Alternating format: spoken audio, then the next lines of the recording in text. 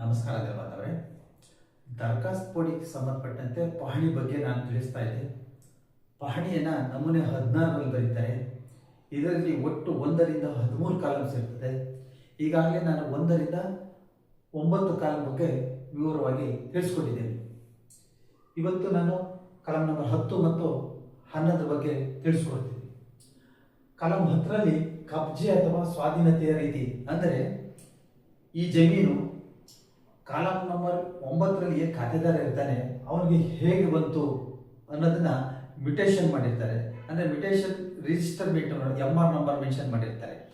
ಅಲ್ಲಿ MR ನಂಬರ್ನ ನಾವು ನೋಡಿದಾಗ ಅವ್ರಿಗೆ ಈ ಕ್ರಯ ಆಯಿತು ಅನ್ನೋದ್ರ ಬಗ್ಗೆ ಸಂಪೂರ್ಣ ದಾಖಲೆಯನ್ನು ಆ ಮ್ಯುಟೇಷನ್ನಲ್ಲಿ ಬರೆದಿರ್ತಾರೆ ಸಂಬಂಧಪಟ್ಟ ಗ್ರಾಮ ಲೆಕ್ಕಾಧಿಕಾರಿಗಳು. ನಂತರ ಅದು RI ಅಥವಾ ಶಿರಸ್ದಾರ್ ಅಥವಾ ತಹಸೀಲ್ದಾರಿಂದ ಅನುಮೋದನೆ ಆಗುತ್ತೆ. ಇನ್ನು ಈ ಸಂಬಂಧಪಟ್ಟ ಜಮೀನೇನಾದರೂ ಯಾವುದೇ ಭೂಸ್ವಾಧೀನ ಆಗಿದ್ರು ಸಹ ಕಾಲಮ್ ನಂಬರ್ 9ರಲ್ಲಿ ಬರುತ್ತದೆ. ಸಂಬಂಧಪಟ್ಟಂತ ಮ್ಯುಟೇಷನ್ ನಂಬರ್ ಅನ್ನು ಸಹ ಇಲ್ಲಿ ದಾಖಲೆ ಮಾಡ್ತಾರೆ. ಮೊದಲೆಲ್ಲ ಕ್ರಯಪತ್ರ ಆದ ನಂತರ ಅರ್ಜಿ ಕೊಡಬೇಕಾಯಿತು ಅಥವಾ ನೋಂದಣಿ ಕಚೇರಿಯಿಂದ ಸ್ಲಿಪ್ ಬರ್ತಾ ಇತ್ತು. ನಂತರ ನಮೂನೆ 21 ಪ್ರಚುರಪಡಿಸ್ತಾ ಇದ್ರು. ಇದಕ್ಕೆ 30 ದಿನಗಳ ಕಾಲಾವಕಾಶ ಇರ್ತಾ ಇತ್ತು.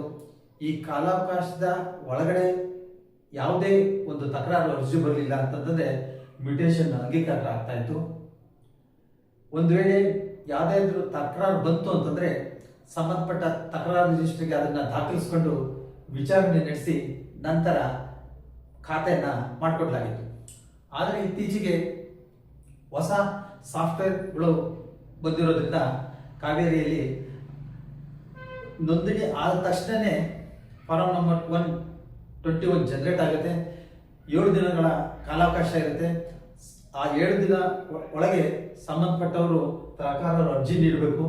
ಇಲ್ಲವಾದಂದ್ರೆ ಸೋಮೋಟೋ ಖಾತೆ ಆಗುತ್ತೆ. ಒಂದು ವೇಳೆ 7 ದಿನ ಒಳಗೆ ಅವ್ರು ಏನಾದರೂ ತಕರಾರು ಅರ್ಜಿ ನೀಡಿದ್ರು ಅಂತಂದ್ರೆ ಅಲ್ಲಿ T ನಂಬರ್ ಹಾಕ್ಬಿಟ್ಟು ಮ್ಯುಟೇಷನ್ನ ಅಂಗೀಕಾರ ಮಾಡಿರ್ತಾರೆ. ದರಖಾಸ್ತುಗೆ ಸಂಬಂಧಪಟ್ಟಂತೆ ಎಲ್ಲ ವಿಡಿಯೋಗಳು ನೆಲಮಾಪನದಲ್ಲಿ ಲಭ್ಯವಿದ್ದು ತಾವು ನೆಲಮಾಪನ ಎಂದು ಟೈಪ್ ಮಾಡಿ ಸಬ್ಸ್ಕ್ರೈಬ್ ಆಗಿ ವೀಕ್ಷಿಸಬಹುದಾಗಿದೆ. ನಮಸ್ಕಾರ.